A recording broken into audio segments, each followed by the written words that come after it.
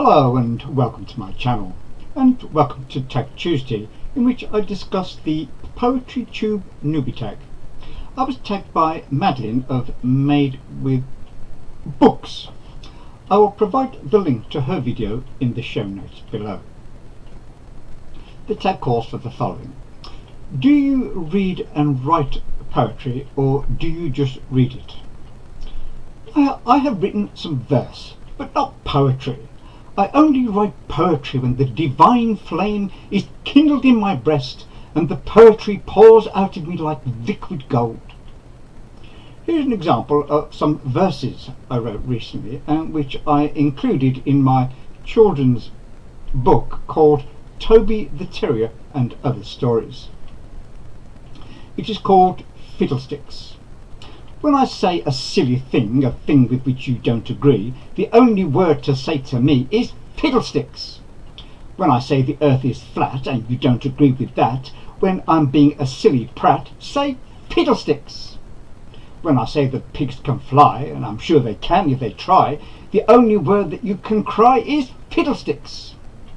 When I say there's a man in the moon and that it's made of cheese like a loon, the only word that you can croon is fiddlesticks.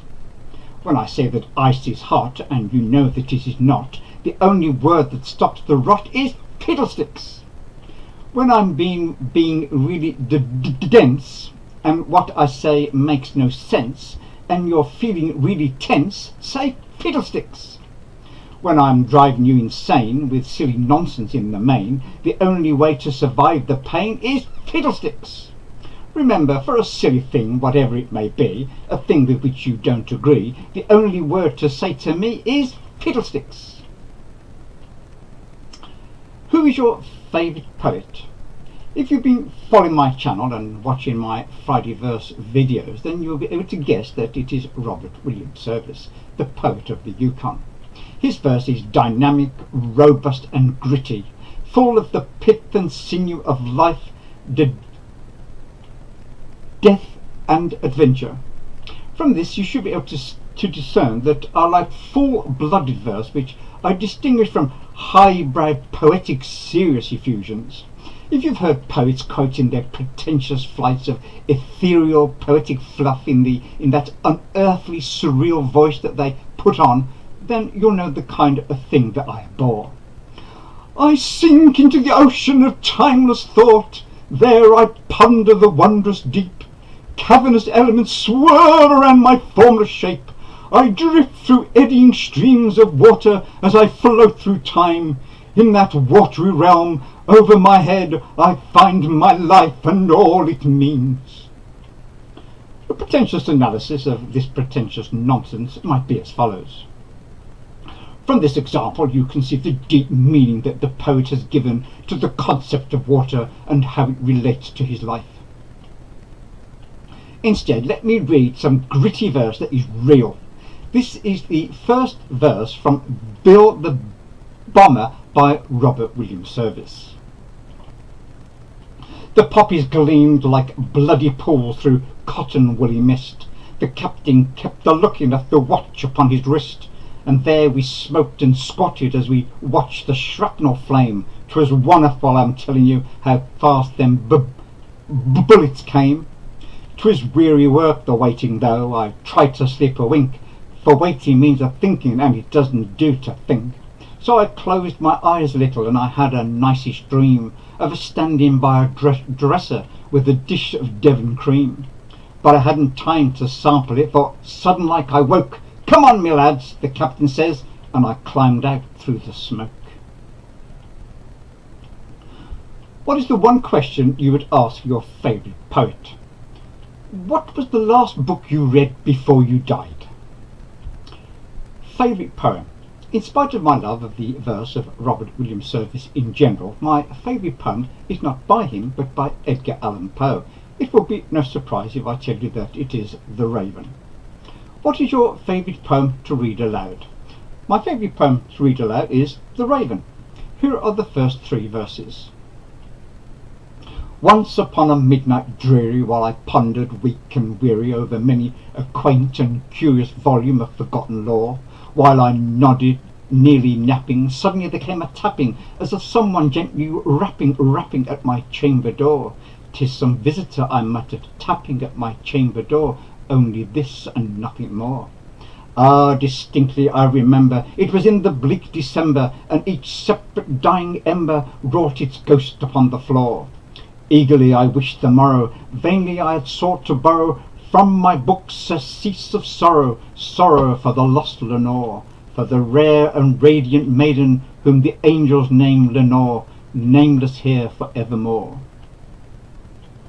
And the silken and sad uncertain rustling of each purple curtain thrilled me, filled me with fantastic terrors never felt before, so that now, to still the beating of my heart, I stood repeating, "'Tis some visitor entreating entrance at my chamber door, some late visitor entreating entrance at my chamber door, this it is and nothing more." Who is on your Mount Rushmore of poetry? Robert William Service, Edgar Allan Poe, William Shakespeare, and Rudyard Kipling. What is your favourite poetry collection? The collected verse of Robert William Service. Rhyming. Talk about it. Yes? No? Not anymore? I definitely prefer narrative rhyming verse, which is ideal for reading. I can't stand airy, fairy, navel-gazing poetry. Barring free verse, what is your favourite poetic form?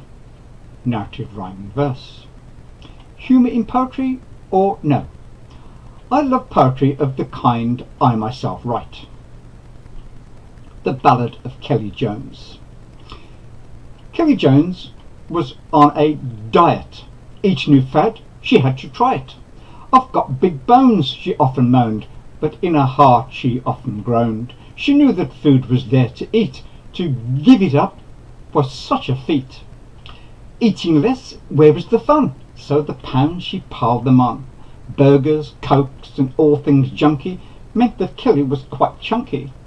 And no doubt, as you'd expect, there was a certain unpleasant effect. Sitting in alone each night, dear Kelly stuffed her face in front of the telly. Until the truth it must be said, it was time to go to bed. Each sad day she watched her belly getting bigger, did dear Kelly.